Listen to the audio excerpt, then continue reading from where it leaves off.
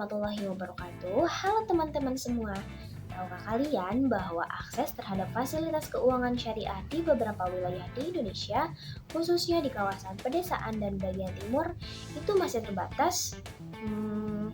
Lantas apa sih penyebabnya dan bagaimana solusi yang ditawarkan oleh Otoritas Syariah? Yuk kita bahas. Nah, jadi teman-teman, menurut data Otoritas Jasa Keuangan atau OJK, pada September 2024, yang pertama itu jumlah bank syariah yang ada di Indonesia itu hanya sebanyak 14 bank syariah. Yang dimana angka ini jauh lebih sedikit dibandingkan dengan bank konvensional yang ada di Indonesia. Yang kedua, jumlah kantor cabang yang terdapat 2005 unit kantor cabang di Indonesia, di mana termasuk 427 kantor utama dan 1.576 kantor pembantu. Tetapi kantor kas belum tersedia nih di Indonesia, teman-teman. Dan yang ketiga, jumlah ATM dan ADM ada sekitar 5.709 unit yang dimana masih dianggap kurang memadai untuk menjangkau daerah-daerah terpencil seperti di bagian timur tadi. Melanjutkan penjelasan yang sudah dijelaskan tadi, dan saya akan menjelaskan tentang faktor-faktor yang mempengaruhi terbatasnya fasilitas keuangan syariah serta solusinya. Lalu apa saja faktor-faktor tersebut? Yang pertama yaitu kendala pengembangan unit usaha syariah atau yang disingkat dengan UUS. Faktornya karena terbatasnya sumber daya dan regulasi yang belum sepenuhnya mendukung, UUS ini perlu beradaptasi dengan perubahan pasar, tetapi beberapa kebijakan atau peraturan yang ada itu belum mendukung sepenuhnya.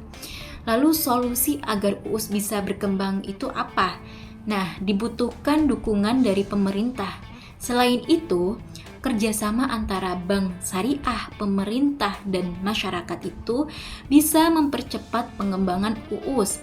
Hal ini selaras dengan prinsip tolong-menolong dalam Islam yang mendukung pengembangan ekonomi bersama.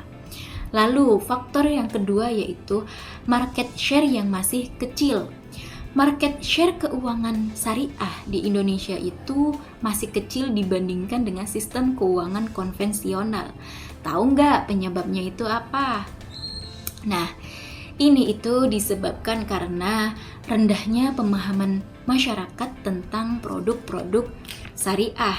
Dan yang sering terjadi di masyarakat Indonesia yaitu persepsi bahwa layanan keuangan syariah ini itu tidak sebesar bank konvensional dalam hal kenyamanan dan akses. Lalu solusinya itu apa? Dengan digitalisasi layanan keuangan syariah, misalnya dengan menggunakan platform vintage syariah, layanan ini itu bisa diakses lebih gampang atau diakses dengan mudah oleh semua masyarakat, termasuk masyarakat di daerah terpencil sekalipun. Dengan program vintage ini akan lebih banyak masyarakat Indonesia mengenal dan memanfaatkan produk keuangan syariah yang sesuai dengan prinsip Islam gitu. Lalu faktor yang ketiga itu adalah keterbatasan modal dan infrastruktur. Maksudnya apa itu? Nah, jadi salah satu kendala utama terbatasnya fasilitas keuangan syariah itu adalah keterbatasan modal untuk pengembangan keuangan syariah, terutama pengembangan di daerah-daerah yang infrastruktur yang kurang mendukung juga ini bisa menambah masalah ini gitu, sehingga sulit bagi masyarakat untuk mengakses layanan keuangan. Lalu solusi untuk mengatasi hal ini dengan sukuk atau obligasi syariah yang diterbitkan oleh pemerintah atau bank induk untuk mendukung pengembangan infrastruktur yang diperlukan. Jadi sukuk dan obligasi ini bisa mendukung keterbatasan modal ini. Nah, sukuk ini akan mengumpulkan dana dari masyarakat yang ingin berpartisipasi dalam pembiayaan proyek yang sesuai dengan syariah. Dalam hal ini yaitu pengembangan bank syariah begitu. Nah, hal ini itu juga sesuai dengan prinsip Islam ya. yang membantu meningkatkan partisipasi masyarakat dalam pembangunan ekonomi syariah. Lalu faktor yang keempat itu adalah rendahnya literasi keuangan syariah. Jadi guys, banyak orang yang belum memahami dengan baik bagaimana keuangan syariah ini berfungsi serta manfaat dan prinsip-prinsipnya. Karena rendahnya literasi keuangan ini membuat masyarakat itu jadi ragu untuk bertransaksi dengan lembaga keuangan syariah. Lalu solusinya itu apa? Dan menurut saya solusinya itu dengan cara mengedukasi dan mensosialisasi yang lebih luas tentang prinsip-prinsip keuangan syariah, misalnya dengan digitalisasi yang seperti yang sudah saya jelaskan sebelumnya. Dengan digitalisasi ini bisa membantu menyediakan platform yang tidak hanya menawarkan layanan keuangan tetapi juga informasi yang mudah dipahami tentang produk-produk syariah tersebut. Lalu faktor yang kelima yaitu kurangnya produk syariah. Jadi teman-teman, karena variasi produk keuangan syariah ini tidak terlalu banyak, hal ini tuh membuat masyarakat itu merasa tidak memiliki banyak pilihan saat memilih lembaga keuangan syariah. Jadi mereka itu seringkali lebih memilih produk keuangan konvensional yang lebih banyak tersedia. Nah, solusinya dengan apa? Yang pasti dengan inovasi dalam produknya kan, dalam produk keuangan syariah. Nah, produknya itu seperti apa? Misalnya dengan pembiayaan dengan akad-akad Islam kayak mudharabah, murabahah, musyarakah, dan lain-lainnya. Lalu ada zakat, wakaf, dan investasi halal yang dimana bisa diperkenalkan dengan lebih banyak variasi dan fleksibilitas. Serta yang pasti disesuaikan dengan kebutuhan masyarakat melalui aplikasi vintage tadi ya. Maaf, ada suaranya. Nah, begitu kira-kira penjelasannya teman-teman. Saya berharap dengan penjelasan ini kita bisa memahami dengan betul. Nah, begitu kira-kira penjelasannya teman-teman. Saya berharap dengan penjelasan ini kita bisa memahami dengan betul faktor-faktor yang membatasi pengembangan keuangan syariah, serta kita juga bisa bersama-sama berkontribusi dalam merealisasikan solusi-solusi yang sudah dijelaskan tadi secara nyatanya. Misalnya dimulai dengan kita sendiri, dengan kita bisa beralih ke bank syariah yang dimana itu bisa memberikan kita lebih aman dengan prinsip-prinsip Islam yang ada di dalam akadnya. Jadi kita lebih benar-benar mematuhi perintah Allah, dan kita juga bisa menyebarkan keutamaan-keutamaan produk keuangan syariah kepada orang lain berdasarkan pengalaman kita. Sekian dari saya, terima kasih. Selanjutnya, bagaimana ekonomi syariah memberikan sebuah solusi? Nah, ekonomi syariah ini menawarkan pendekatan berbasis prinsip Islam untuk menciptakan keuangan yang adil, inklusif, dan berkelanjutan. Nah, berikut ini adalah penjelasan yang lebih mendetail dan komprehensif tentang bagaimana ekonomi syariah memberikan sebuah solusi. 1. Prinsip tolong-menolong dalam Islam. Ekonomi syariah berdasar pada prinsip tolong-menolong yang terdapat dalam surat Al-Maidah ayat 2, yang berbunyi, "Dan tolong-menolonglah kamu dalam kebajikan dan takwa, dan jangan tolong-menolong dalam berbuat dosa dan pelanggaran."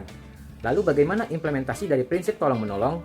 Yang pertama ada kerjasama pemerintah, bank syariah, dan masyarakat.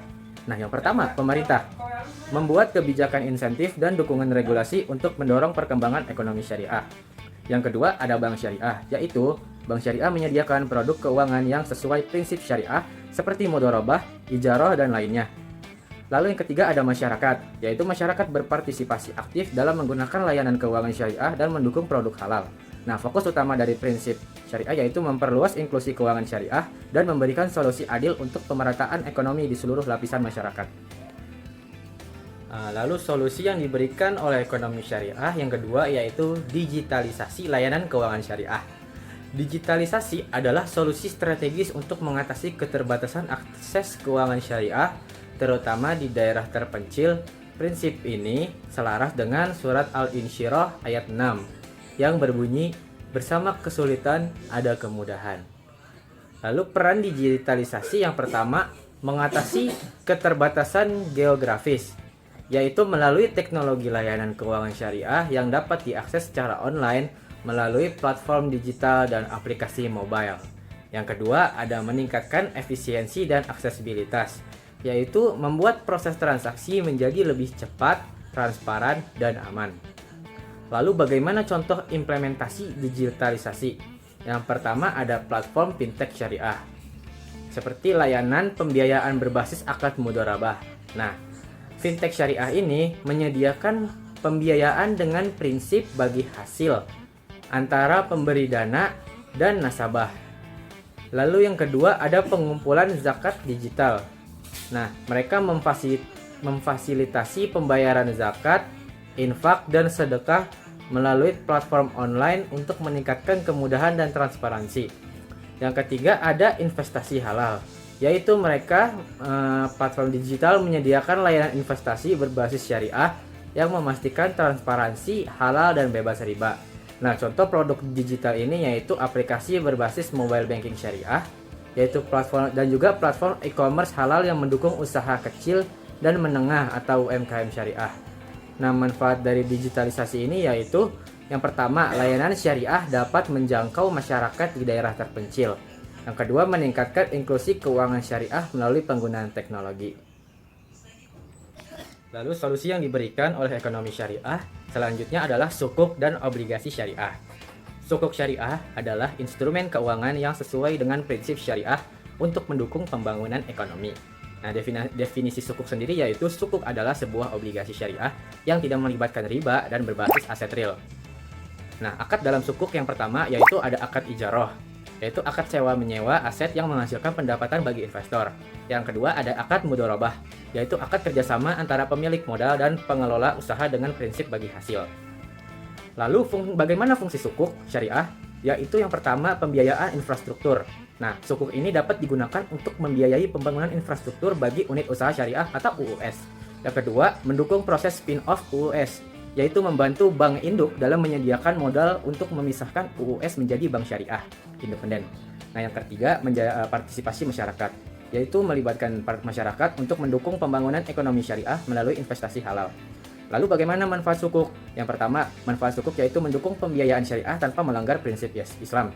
Yang kedua, meningkatkan partisipasi publik dalam ekonomi syariah. Nah, dari semua solusi di atas, kita dapat menjabarkan bahwasannya ekonomi syariah memberikan solusi konkret dalam menciptakan inklusi keuangan dan pertumbuhan ekonomi berkelanjutan melalui yang pertama prinsip tolong-menolong yang diimplementasikan dalam kerjasama antara pemerintah, bank syariah, dan masyarakat. Lalu yang kedua dalam digitalisasi layanan keuangan syariah yang bertujuan untuk memperluas akses dan meningkatkan efisiensi. Nah, yang ketiga juga dalam sukuk syariah, yaitu sebagai solusi pembiayaan modal dan infrastruktur yang halal dan transparan. Dengan pendekatan ini, ekonomi syariah mampu memberikan solusi inklusif, adil, dan sesuai dengan prinsip-prinsip Islam untuk menjawab tantangan ekonomi modern. Nah, demikian penjelasan mengenai keterbatasan fasilitas keuangan syariah dan solusi yang ditawarkan oleh ekonomi syariah. Gimana teman-teman, kalian udah paham belum? Jadi keterbatasan fasilitas keuangan syariah itu bukanlah hambatan yang tak bisa diatasi tentunya.